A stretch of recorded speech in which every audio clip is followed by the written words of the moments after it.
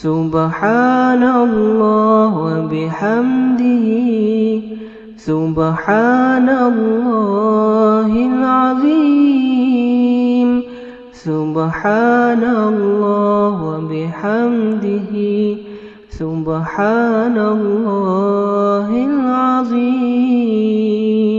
بسم اللہ الرحمن الرحیم۔ ناظرین کرام، ہر قوم اپنے اپنے ہیرو سے محبت کرتی ہے اور اہل پاکستان، بانی پاکستان محمد علی جناح رحمۃ اللہ علیہ سے محبت کرتے ہیں اور ان کو پاکستان کا سب سے رہنما ہونے کا مقام دیتے ہیں۔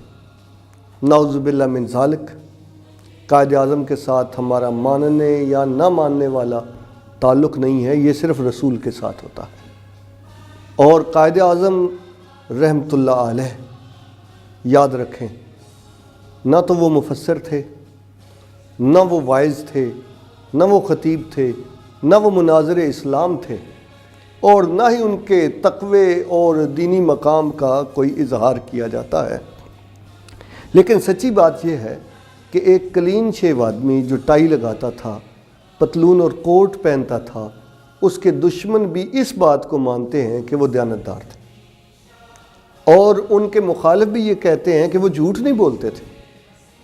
اور آج ہماری نئی نسلوں کو معلوم ہونا چاہیے کہ محمد علی جناح رحمۃ اللہ علیہ پاکستان کے پہلے حکمران تھے کہ جو اگر چاہتے تو 1 لاکھ 10 لاکھ اپنی تنخواہ رکھتے، قوم پھر بھی ان سے پیار ہی کر رہی تھی، لیکن انہوں نے ایک ماڈل سیٹ کیا کہ قیادت کا ماڈل کیا ہوتا ہے۔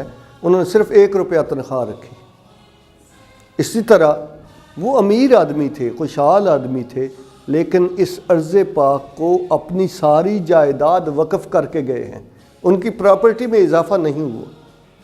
وہ بہادر انسان تھے، ان پر قاتلانہ حملے ہوتے تھے، وہ بیمار تھے، بیماری کے باوجود راتوں کو جاگ کر انہوں نے اپنے ذمے ایک کام لیا تھا، اور وہ کام پاکستان کو اسلامی اور خوشحال بنانے کا نہیں تھا۔ میری بات پر براہ کرم توجہ دیجیے۔ انہوں نے سیدھا سیدھا یہ کہا کہ ہم ایک ایسا زمین کا خطہ یا پیس آف لینڈ یا ٹکڑا حاصل کرنا چاہتے ہیں جہاں ہم اسلام کے اصولوں کو تجربہ کر سکیں۔ آج تاریخ گواہی دے رہی ہے کہ زمین کا ٹکڑا انہوں نے بیماری اور حالات کی سنگینی کے باوجود لے کر دیا۔ اس کے بعد اس کو اسلام کے اصولوں کے مطابق تجربہ گاہ بنانا ان کی ذمہ داری تھی کہ جن کو یہ نعمت انہوں نے اللہ سے اپنی محنت سے، بہادری سے، جرأت سے لے کر دی اور دیانتداری اور سچائی کی ایک مثال قائم کی۔ آج 70 سے زائد سالوں کا عرصہ گزر جانے کے بعد ہمارا مسئلہ نمبر 1 ہی یہ ہے کہ قائد اعظم کے بعد ہمیں سچ بولنے والا اور دیانتدار لیڈر نہیں ملا، جو جرأت مند بھی ہو، اور کوئی ایسا لیڈر کہ جس کے اثاثہ جات میں اضافہ نہ ہوا ہو بلکہ قوم کے لیے اس نے اپنے اثاثہ جات دیے ہو، اور جس نے قوم کے اندر رہ کر قوم سے وفاداری نبھائی ہو۔ ہر مسافر کو باخبر کر دو، یہ میرے تجربے کا جوہر ہے، رہبروں کی فریب کاری سے رہزنوں کا خلوص بہتر ہے۔ قائد اعظم رحمۃ اللہ علیہ کے بعد ایک قول جو نشر نہیں کیا گیا، پروجیکٹ نہیں کیا گیا، لیکن بعض لوگوں نے اسے مینشن کیا ہے کہ انہوں نے اپنی زندگی کے آخری ایام میں اپنے دائیں بائیں لوگوں کو پہچانا اور یہ کہا کہ میری جیب میں سارے کھوٹے سکے ہیں، لہذا وطن عزیز پاکستان اللہ کی طرف سے ایک امانت ہے۔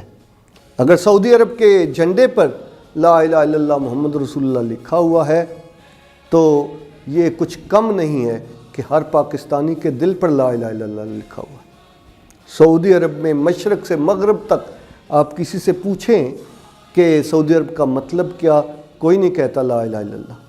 اور پاکستان کے جس کونے میں ریگستان ہے، دریاؤں کی سرزمین ہے، پہاڑ ہیں اور جنگلات ہیں، بستیاں ہیں، شہر ہیں، جس سے آپ پوچھیں پاکستان کا مطلب کیا، سبھی کہیں گے گریٹ میجورٹی لا الہ الا اللہ۔ یہ ہماری بنیاد ہے۔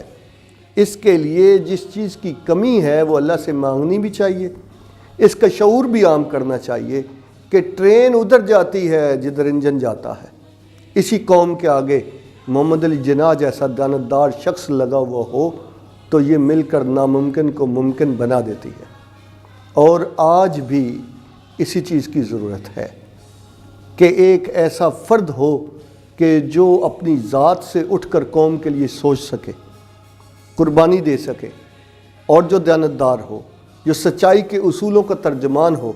تو پاکستان میں تو اللہ تعالیٰ کے فضل و کرم سے سب کچھ ہے اور اس بات کے بڑے امکانات ہیں، تاہم ایک دوسرے کو ملامت کرنے سے زیادہ اس بات پر یکسو ہونے کی ضرورت ہے کہ دیوبندی بھی تھے، بریلوی بھی تھے، وہابی اور سنی تھے، سندھی اور بلوچی تھے، پنجابی تھے، کشمیری تھے، ارائیں تھے، شیخ تھے، لیکن ایک دیانتدار قیادت نے کلمہ طیبہ کی بنیاد پر لوگوں کو یکجا کر دیا، اور وہ کلمہ طیبہ ایک زندہ جاوید نظریہ ہے اور پاکستان کے تحفظ کا ضامن ہے، اور پاکستان کو عالم اسلام میں ممتاز کرتا ہے کلمہ طیبہ۔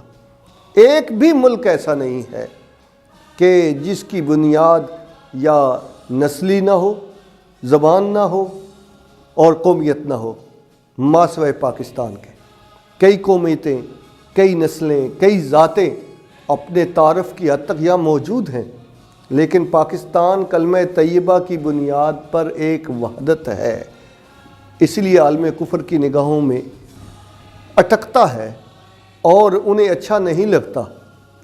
لیکن جس اللہ پاک نے یہ عظیم دھرتی دی ہے، قائد اعظم نہ کسی جماعت نے تیار کیے تھے نہ مدرسے نے، اس نے چاہا جو نظام ہستی چلا رہا ہے تو اس نے ایک قیادت دی، اللہ چاہے گا تو انشاءاللہ پاکستان کو اچھی قیادت ملے گی۔ قوموں پہ امتحان آتے رہتے ہیں۔ اقبال نے کہا ہے کہ ہزاروں سال نرگس اپنی بے نوری پہ روتی ہے، بڑی مشکل سے ہوتا ہے چمن میں دیدہ ور پیدا۔ قرآن و حدیث میں ہمیں لمحہ بھر کے لیے مایوس ہونے کی اجازت ہی نہیں ہے۔ ہمارے اللہ ہر چیز پر قدرت رکھتے ہیں، کامل قدرت، کامل بادشاہی۔ انشاءاللہ وہ ارض پاک کی حفاظت کریں گے۔ ہم سب کو پر امید اور پر عزم ہونا چاہیے اور اللہ سے اچھی قیادت مانگنی چاہیے۔ وآخر دعوانا ان الحمدللہ رب العالمین۔ اللہم صلی علی سیدنا محمد وعلی آلہ وصحبہ وسلم۔ اللہم صلی علی سیدنا محمد وعلی آلہ وصحبہ